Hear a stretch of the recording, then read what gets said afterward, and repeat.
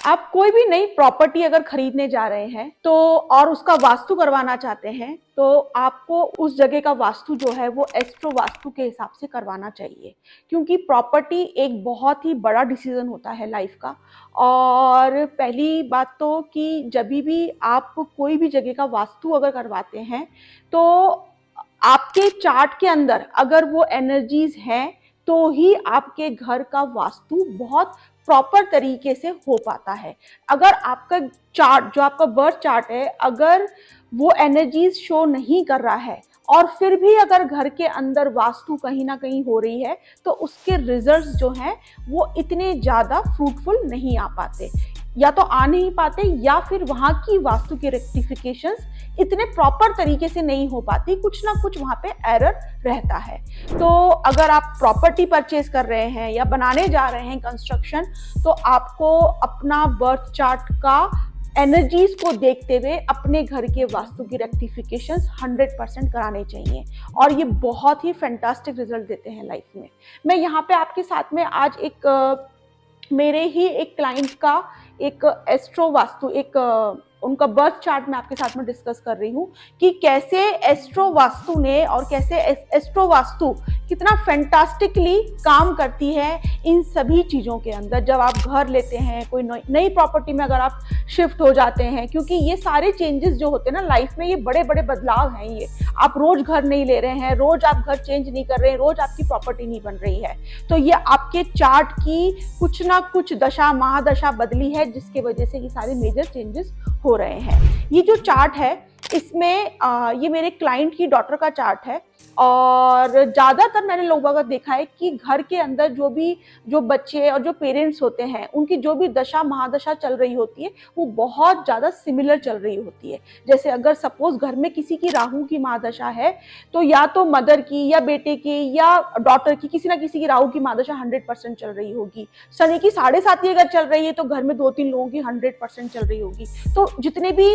Planetary alignments भी जो होते हैं ना वो घर वालों के सिमिलर होते हैं कहीं ना कहीं, इसीलिए वो एक दूसरे की लाइफ में उनका इन्वॉल्वमेंट बहुत ज्यादा बढ़ जाता है। तो चलो डिस्कस करते हैं हम इस चार्ट को, और इसमें एस्ट्रो वास्तु ने किस तरीके से यहाँ पे बहुत अच्छी तरीके से काम किया। तो अगर ये सिंह लगन की पत्री अगर आप देखेंगे तो, और 2020 में ये लोग मुझसे मिले थे, और 2020 में इस बच्ची की मंगल की महादशा स्टार्ट हुई। अगर आप मंगल देखेंगे तो अपनी राशि में एरीज में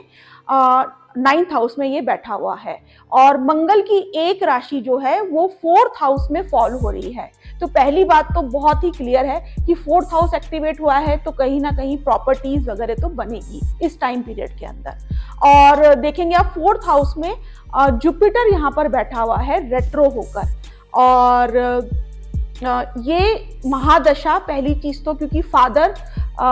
ने ये प्रॉपर्टी सब कुछ करी, क्योंकि बच्ची की एज तो भी बहुत कम है, तो 9th हाउस की महादशा जैसे स्टार्ट हुई तो वो फादर के भाग्य के लिए बहुत सपोर्टिव हो गई, क्योंकि मंगल है। फादर का काम भी जो है वो लैंड एंड प्रॉपर्टीज, कंस्ट्रक्शन और इसी तरीके का सारा काम है। और जैसे ही मंगल स्टार्ट हुआ तो इन्होंने सबसे पहले 3-4-5-6 महीने पहले ही ये लोग मुझे मिल गए थे, और इन्होंने पुराने घर को उनका जो पुराना घर था वो वास्तु के हिसाब से बिल्कुल भी इतना ज्यादा बैलेंस्ड हाउस नहीं था। वहां पर कम से कम 1.5-2 महीने लग के वहां के सारे वास्तु के रेक्टिफिकेशंस मैंने बहुत अच्छी तरीके से करे। और जैसे ही मंगल की महादशा स्टार्ट हुई उन्होंने वो अपना पुराना घर छोड़ के और ये लोग अपने एक बड़े नए बहुत ही प्रीमियम सोसाइटी के अंदर ये लोग शिफ्ट हो गए, और बहुत ही ह्यूज हाउस के अंदर ये लोग शिफ्ट हुए, क्योंकि जुपिटर भी वहां पे 4th हाउस में बैठा हुआ है। जुपिटर जो है वो एकदम जो इनका जो घर है वहां पे बहुत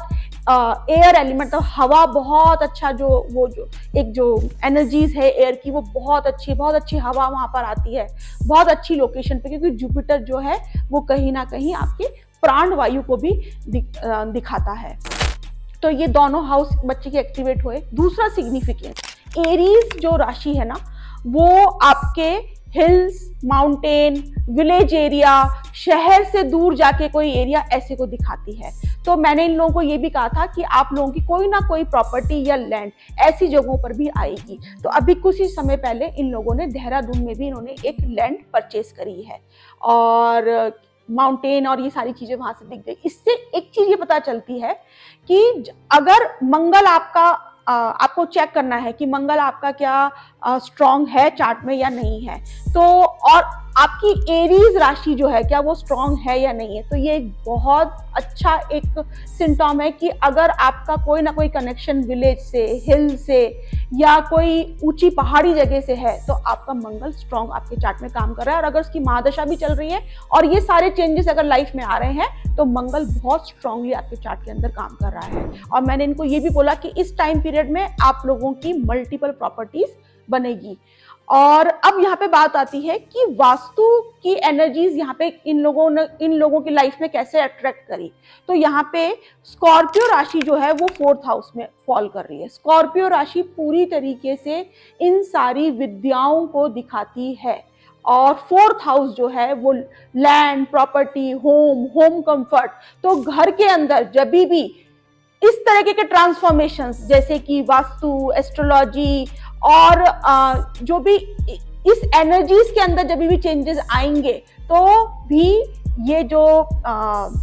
ये जो ग्रह हैं अपना बहुत अच्छी तरीके से यहाँ पर अपना रोल प्ले करेंगे। तो जैसे ही घर के अंदर वास्तु के रेक्टिफिकेशंस हुए, घर के अंदर प्रॉपर्टीज बनने लग गई, लैंड, ये सब चीजें आने लग गई, कंफर्ट जोन बढ़ गया, अच्छे प्रीमियम जगहों पे चले गए, क्योंकि वो एनर्जी सिंक कर गई। जैसे ही वो चीजें काम हुआ, तो ये हाउस एक्टिवेशन जिसको हम बोल सकते हैं। तो इस तरीके से मैंने डे 1 से इनके चार्ट को लेके, क्योंकि फादर की भी सेम महादशा, बहुत सपोर्टिव एक दूसरे के लिए, तो वास्तु के चेंजेस इन लोगों के ऊपर बहुत ही स्ट्रांगली और फ्रूटफुली काम करे। तो मेरा कहने का मतलब इस पूरे वीडियो के अंदर ये है कि अगर आप कोई भी नया घर खरीदने जा रहे हैं, तो आप अपने चार्ट, मतलब एटलीस्ट अपने जो भी हस्बैंड वाइफ है, अपने चार्ट को एनालिसिस करवा के अगर आप वास्तु करवाते हैं, तो उसके रिजल्ट्स जो होते हैं वो बहुत ज्यादा बेटर होते हैं।